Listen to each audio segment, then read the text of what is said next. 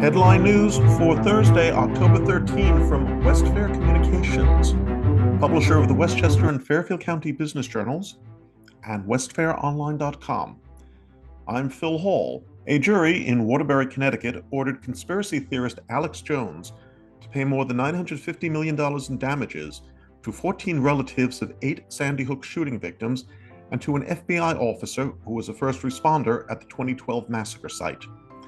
Jones was found liable of violating Connecticut's Unfair Trade Practices Act for using intentionally false information in order to sell advertised products on his InfoWars platform.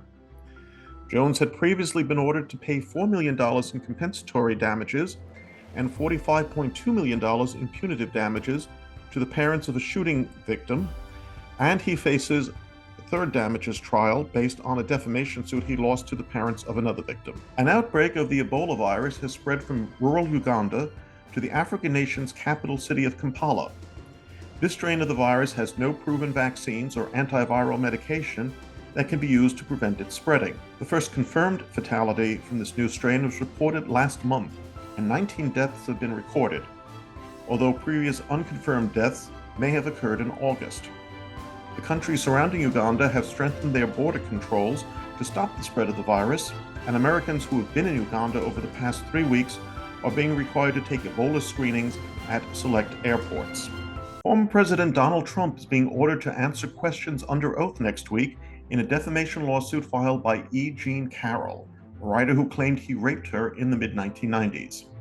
A federal judge rejected a request by Trump's attorneys to delay the planned testimony, which will take place on October 19. Carroll is scheduled to be deposed on October 14. Trump has denied the sexual assault ever occurred.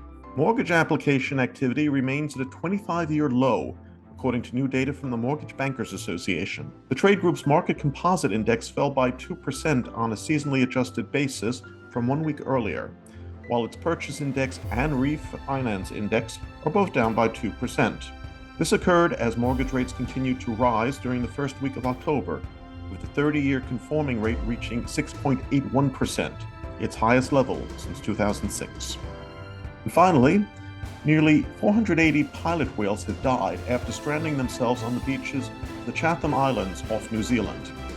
This is the second mass stranding of pilot whales in the past 2 weeks, following the deaths of roughly 200 animals on a Tasmanian beach.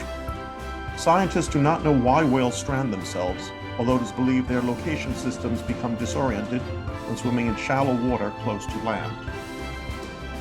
And that's it for today's headlines. I am Phil Hall with Westfair Communications. See you again tomorrow.